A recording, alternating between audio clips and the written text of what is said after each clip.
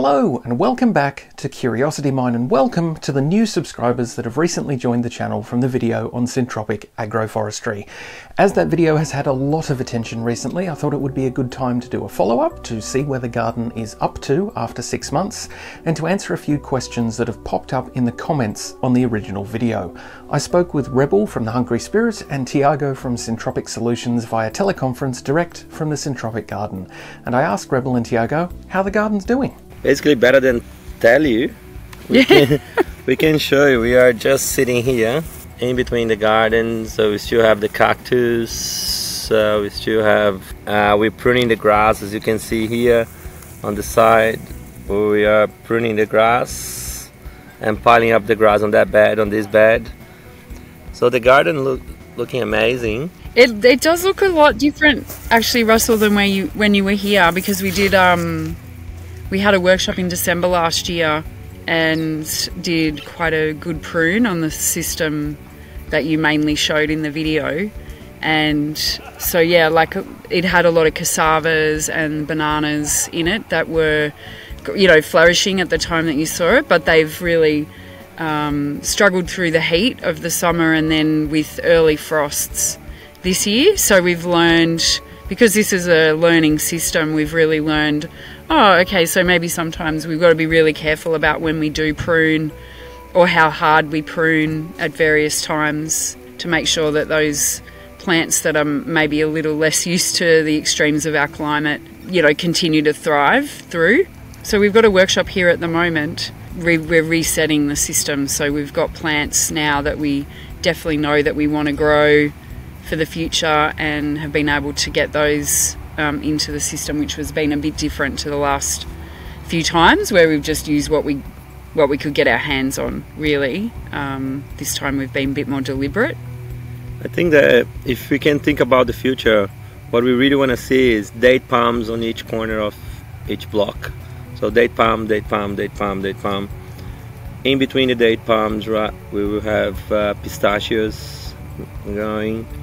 And then underneath, we will have citrus, lemons, limes, and which one was the kaffir lime, kaffir lime. We're going to try finger lime as well. Finger lime as well. So that's going to be like, let's say, many years forward. But as you mentioned in your video, is in order to grow what we need to grow, what we want to grow, we need to grow a lot of things that will support those. And that's where the gums and cactus and mulberries and everything else comes to place. I didn't get a chance to chat with Thiago back when we made the first video because he was not on site at Lightning Ridge at the time, so I asked Thiago to introduce himself and his role in the Syntropic Garden project at the Hungry Spirit at Lightning Ridge. My name is Thiago Barbosa. I live on the northern New South Wales in Australia. For the last 10 years I've been a student of nature, learning all kinds of methodologies, and the one that really got my heart was the syntropic agroforestry, or agroforestry in general, learning how to put plants that we need to eat, that we want to eat with a forest environment. I met Rebel probably in 2017? 19. Mm-hmm. And then we started talking about putting plants into the semi-arid, and she was like, yeah, if you really can make plants grow out of nothing, Lightning Ridge is the place. We don't have much water there. I accepted the challenge, got a bunch of friends, and came to Lightning Ridge with stopping up in every nursery that we could go on the way, and started the garden. The aim here is to create an environment for a frame or a skeleton or a structure for an edible garden in the future. And now that we've got the experts in one place, we'll address some of the frequently asked questions that have arisen from the original Syntropic Garden video. A number of very attentive viewers noticed that there is a body of water just to the west of the garden, and quite rightly questioned the impact of the dam on the Syntropic Garden. To clear up one misconception first, It's not a river, it's not a stream, it's just a dam. It's a hole in the ground that fills up with water when it rains, and it had rained quite a bit prior to that first video about the garden. Lightning Ridge is not located on a natural watercourse, and apart from a few stormwater channels that only run when there's rain, there are no rivers or streams within about 45 kilometres of the town. The town was built here because of the opal field, so its location is driven by economy, opal, and not convenience, which would be water. So yes, Lightning Ridge is also serviced by an artesian bore. That's the primary water source for the people of the town and for the agriculture surrounding the town. But that is not a sustainable water supply, and it isn't the water source for the dam. We'll have another video pretty soon about the Great Artesian Basin if you're interested in that particular water source, so stay tuned. But anyway, I asked Rebel and Thiago about the dam. The dam, well, the dam itself is at this point for looks. It isn't. Our plan would be to reticulate it through systems in the back of the property that we're retrofitting as Syntropic, but at the moment it is for, it's just there as a water storage. It doesn't necessarily water the garden. But I think in the first video you definitely spoke about the fact that we have watered these two systems, and really watering, deeply watering, around once a month. But you were talking today about, similar systems that are being watered. Yeah, the thing more is, regularly. The dam, it's placed in a place where the water normally runs off. What they did is they just try to capture some of the water, and it's clear to see now that the dam is running out of water. It's like it used to be full when you were here because it was raining. Now 6 months later, that is, I would say, it's at 20% capacity where it is now. And the thing is, if the dam was the real difference in the things that we're doing, all the trees around would look like the same. That would be green all year round. And you can see clearly, you see, like, let me show you here a few things. Look how green the grass is here, okay? And then you go across in the same place. Look how brown the grass is, And there is grass sitting next to the dam. It is brown. The dam is here. It's doing its thing, there is fish in it and Yabbies, fishing. Yeah. But we don't use the water from the dam to water it. And in saying that, the plants that are closer to the dam, they are not the best plants in terms like you can. I don't need to go very far. I can show you here. Look, the plants closer to the dam here, they are thinner and weaker than the other trees here. So the dam is locally collected rainwater and it doesn't contribute directly to the Syntropic garden. The garden does get watered, but only very rarely and when absolutely necessary. And the dam is also down to about 20% of its capacity. So here's the thing. When I shot that first video about the Syntropic garden, it was under some pretty unusual circumstances. I am local to Lightning Ridge, at least I feel I'm local to Lightning Ridge, and I've been part of the Lightning Ridge community for my entire life. But I don't live at Lightning Ridge. A lot of Lightning Ridge's population is itinerant and seasonal, and I guess I'm one of those now. I travel to Lightning Ridge as often as I can to make videos and to spend time with the people that I care about. I made a visit to Lightning Ridge in October of 2022, which is when I filmed the video with Rebel, and part of the reason I was able to make that video was because I had some extra time in Lightning Ridge, because Lightning Ridge was completely isolated due to flooding of all of the surrounding rivers, the Barwon, the Narran, the Castlereagh, all of them due to torrential rain in southern Queensland. So not only was that video filmed during a year of very high rainfall for the Lightning Ridge area, something like 800 millimetres for the year, it was also filmed while half of northern New South Wales was either under or isolated by floodwater. So it wasn't the best time to make a video showcasing how horribly dry the Lightning Ridge environment is, but I made it while I could. It's also worth noting that average rainfall is just that. It's an average. Lightning Ridge has an average rainfall of about 400 millimetres per year, which is not much, but when you consider that it's an average over years that might have double that or triple that, and then there's drought years with literally no rain at all, it all comes out in the wash. 2022 was a very, very wet year. 2023 is also pretty damp so far, but we had almost 15 years of pure drought before that. There are a number of different land management designs and concepts with slightly different strategies and applications. I asked Thiago about how Syntropics relates to permaculture and how these different ideas can work together to make viable solutions.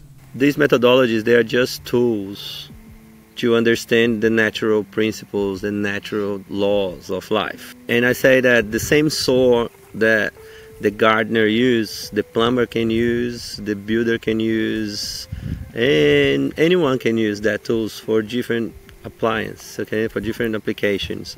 I see that all these methodologies, they're useful tools that the more you know how to use a tool, the more efficient we will be in a job that you need to do it, you know. I see all those tools under the umbrella of ecosystems, ecology, agroecology, you know. And for some people, they might resonate more with permaculture. And permaculture, it's very broad, you know. Like I have friends that they've been teaching permaculture for 20 years and they never got into the garden. They're just doing natural buildings. And I got people within permaculture that they never got to do natural buildings. They love building dams and swales. And I got people that always like to be planting veggie gardens in the backyard, and that's their way of using the tool. So for us, Syntropics is just another solution, another tool. And that's why when I named the name of my company, I put it Syntropic Solutions. I want to use solutions that work within harmony with the ecosystem. If someone wants to put a dam, how can we use this dam in the most ecological way? You know, and then I can use tools of permaculture or of biodynamics, or tools of buildings, and even tools of conventional agriculture that will bring efficiency. So different tools for different jobs. You might find that elements of syntropic practices work for your environment, or maybe permaculture concepts, or maybe other methods, maybe mix and match the parts that work best for you. At the end of the day, it's all about getting something to grow using whatever tools best suit the situation, the climate, the environment, the rainfall, and the resources that you have to deal with. There were some concerns about the use of noxious weeds in the garden, in particular the use of prickly pear cactus. We did address this in the video, but I asked for some more clarification around the choices of plants used in the initial establishment of the syntropic forest. We didn't go 100 k's out of here, collect some cactus that was not growing here, and brought it in. Basically, we looked on the side and said, oh, what about that cactus that's growing like 10 meters away from here? Can we place it here instead of there and make it work for us, be the water tank, the water resource for us, use as a support species? And then we look at the agaves that was growing literally 5 meters from us. So can we use that plant as well? And then we looked around and said, what else grows here that we can use? Oh, there is this other cactus. What's the name of that big cactus that grows? That is this big like water tank cactus that we use. Yeah, so I said, why don't you use that one? And then we said, okay, what else can we find that grows here? Oh, mulberry. Mulberry is doing really well. So let's get cuttings of mulberry and plant it every meter. And what sort of eucalyptus likes to grow here? That is the bimbo box, and then the river gums. And so we brought lots, and what else? Wilgas. And we tried to bring us acacias. So we brought all those trees, not from 100,000 kilometers away from here, you know, like we brought it from what was growing here. And then those plants, we're giving them, and cactus, to make sure we don't want the cactus, we need it. We chop and drop, that become our hydrogel to fertilize and give water to the ground. So we made an agreement that I would come here twice a year at least, and spend a day. If there is 2 people here, if there is no one, if there is 100 people coming, we run workshops here. With these workshops, we prune it, we manage it. As you can see, most of the cactus are already leaving. I need them, and they are already done. They've done the job and say, sorry, thank you, I don't belong here anymore, and I need them to grow back again. I said, no, don't go, I need you. but they're already leaving. Yeah, the one actually that in the video, Russell, where I was like standing next to it, pointing it and like talking about it, actually is almost gone. Like that actual plant got really heavily chopped in the last workshop, and then we were just looking at it in the same row today, and it hasn't come back, it hasn't regrown, which also shows that the system is also trying to get rid of it out of the system. We've seen just that exact one that was standing so tall and so proud and, you know, is almost gone out of the system now already, only 6 or 8 months later. So the idea is that the cactus are sacrificial. They serve a purpose to hold and supply moisture, and ultimately they either exhaust that moisture to the surrounding environment and plantings and then become compost and fertilizer for the rest of the biomass, or they get chopped and dropped, where they get cut down and buried in the ground along with new plantings, which suck the moisture out of them and allow them to decompose and become compost again. Either way, the end goal is for the cactus or the weeds or the other so-called undesirable plants to serve a purpose, to do a job, and then to die off when either their resources have been exhausted or the environment has changed so much that it no longer accommodates them. Curiosity Mine has a Patreon. Patreon is a service that allows you to directly support your favourite creators so that they can continue making the kind of content that you enjoy. If you'd like to support Curiosity Mine on Patreon, the link is in the description and you'll get your name on this list with these awesome people who are already supporting this channel. For now, let's get back to the garden. There were a few questions also about the climate at Lightning Ridge. We described the climate as semi-arid in the first video, which is correct. Lightning Ridge is not arid, nor is it temperate. It's in between, but it leans heavily towards the arid side of things. It's a semi-desert environment. Let me put in perspective. Some years it will rain as low as 100 mil or less in the whole year. Some years will rain 800 mil, and some years can get like nearly up to 1,000 in 6 months. So that could happen. And in the same day that you can get 50 degrees Celsius, you can get as low as -2. That's what it is. You go out of here, you see, as you mentioned in the video, it is a dust ball now. It's very dry. We haven't had any rain for months here. Not much. You know, yeah, and we never know. There is no actually regular raining season here, so we cannot count on that. It's, Russell, I think the variability in the climate is what makes it interesting and challenging. But I think I've been more aware of the climate in the last 3 years than I have in my 23 years in Lightning Ridge, because we've got the forest here. I've been growing garden for a long time, but there's something about having the forest that have tuned me in even more to the season. But it's what you notice, like I can tell we're coming into a dry time now because the winter has been so warm. Super cold, super early, lots of frost, and now we're already, in some days it's been up to 28, 29 degrees through the day, and then really cold early in the morning, down to one degree or a frost even. And I'm like, oh, I remember this. This is what a drought winter feels like. You can feel it coming. There's hot westerlies already, and understanding that is the key. And I think Thiago in the workshops teaches principles first. Understanding your unique context is the most important, and we know, okay, well, you can call it semi-arid, you can call it mild temperate, you can call it whatever.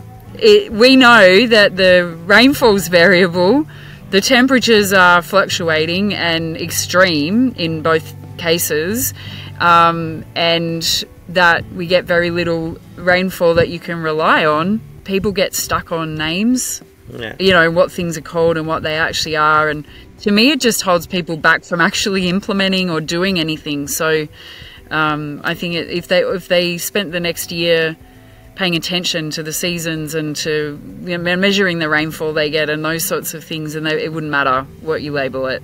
I think that addresses the common themes that were coming up in the comment section of the previous video about the garden. If there's anything further that you'd like to know about the garden, the process, the theory, or anything else that's come up in these videos, please don't hesitate to leave a comment. Human beings are a really rare organism on Earth in that we're the only living things on the planet that have the capacity to make huge, sweeping, really quick changes to the environment that we live in, and on a really big scale, like much larger than just the immediate environment around us.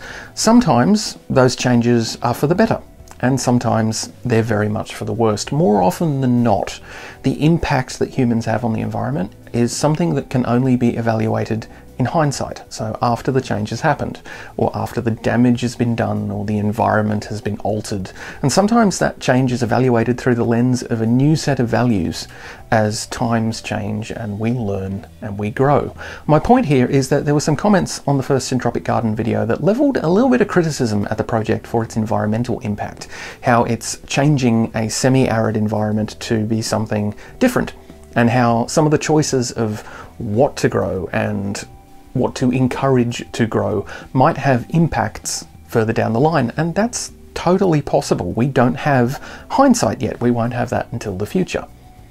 But I would say that on a whole, there is value in experiments like this garden, and the net benefit of being able to stably plant useful plants and trees in an arid environment, and to be able to create and expand on an area, potentially a large area of useful and fertile land, would seem to be pretty significant. I spoke with Rebel and Thiago about how we interact with our environment. We are the environment. I mean, this is that, you know, a broader spiritual conversation that says, well, actually we are the environment. We're not separate to it. I think I've seen them refer, you know, the references to terraforming on the comments on YouTube, and you know, some people are saying, well, everything is terraforming, and other people getting really cross that we're terraforming a landscape that should just be left as semi-arid. And I guess there's lots of things that I've thought about that, and one of them is that we can't all live on the eastern seaboard of all of the countries that we live in, and the population growth in those places and the terraforming that's happening in cities is making it even more difficult for food security and a whole range of other issues that are going to have an impact on humanity as well.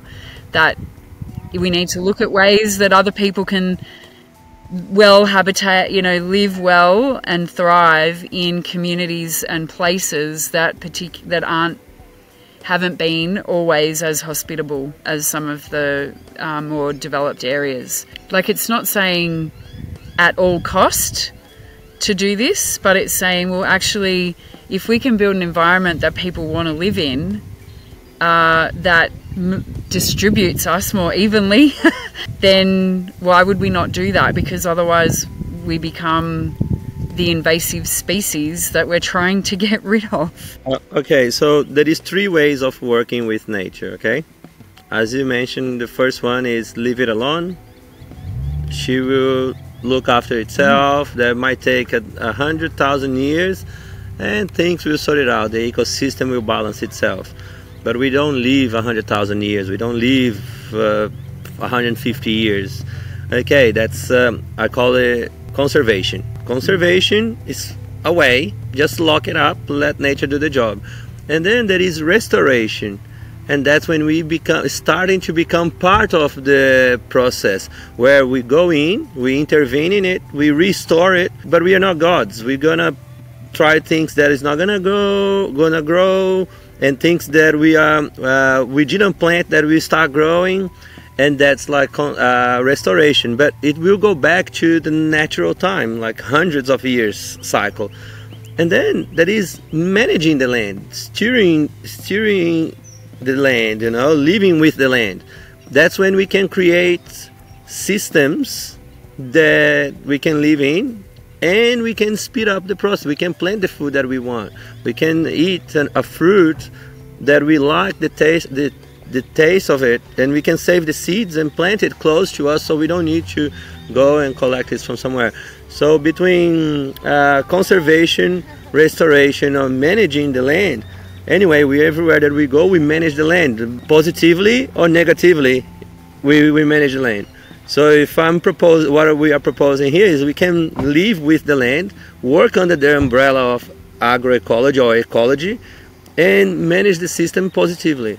I think Rebel and Thiago make some really valid points here, and I kind of want to just echo them a little bit. Humans have spent hundreds of years completely altering the ecosystem of the most fertile parts of the world, changing land to be farmland instead of forests, and building huge concrete cities because the fertile parts of the world are the only parts that we want to live in. Well, yeah, look, changing an arid place to be fertile, or at least to be more fertile, is also an environmental change, but on a whole I would say that it's a lot more of a positive environmental change than building a city or a factory or a freeway or a farm that only grows a single crop that benefits only human beings and contributes nothing to the future security of the land. And we don't have a lot of opportunities or methods for rebuilding the natural environment. Not viable ones, not successful ones, not relatively resource cheap ones. So my personal opinion is that this project is an overwhelmingly good thing. Will it have an ongoing impact, and could this kind of adaptation change the environment for the worse? Look, it's possible, but we won't know until we can look back on it with the clarity of hindsight. What makes this kind of terraforming different to the terraforming that happens when we build cities and roads and farms is that the engineers behind syntropic agroforestry and similar forestry practices are aiming for positive growth and monitoring the systems to steer them and manage them towards environmental impacts that we want to see, as opposed to, say, building a factory where the environmental impact is an uncontrolled side effect. So yeah, you could do anything with this sort of methodology. The ethics lie in the choices, not in the process. The other takeaway that I got personally from seeing the Syntropic Garden project and chatting with the experts behind it is that no land management or forestry method is perfect, and the real expertise comes from being able to read the environment that you're working in and adapt solutions to problems as they arise, while being prepared for new problems to evolve. It's a never-ending struggle. But if it's done right, it will have a net benefit, and the reward is a magnificent, thriving garden like this one, which can potentially be scaled up to a proper planting environment in which food and feed can be grown in places where it was previously impossible. It's not so much about a single philosophy as it is about understanding a wide array of tools and utilizing the methods that work best to create a functional and efficient system in the environment that you are in. Also, I apologise to everyone who's subscribed thinking this is going to be a gardening channel. I will absolutely keep up to date with the Syntropic Garden project at Lightning Ridge, and I also have an ongoing series of videos on bush botany with Warwick Schofield, where we explore some of the more unusual plants that thrive on the opal fields at Lightning Ridge and their impacts on the environment and culture, so you should probably check those out. But on a whole, I hope you enjoy the other content on this channel regardless. Thank you for stopping by. This video was made with the help of the Hungry Spirit at Lightning Ridge and Syntropic Solutions, with special thanks to Rebel and Thiago. If you enjoyed this video, please consider subscribing to Curiosity Mine on YouTube, and maybe even supporting Curiosity Mine on Patreon. You can also follow along on social media. The links are all in the description, and thank you for watching.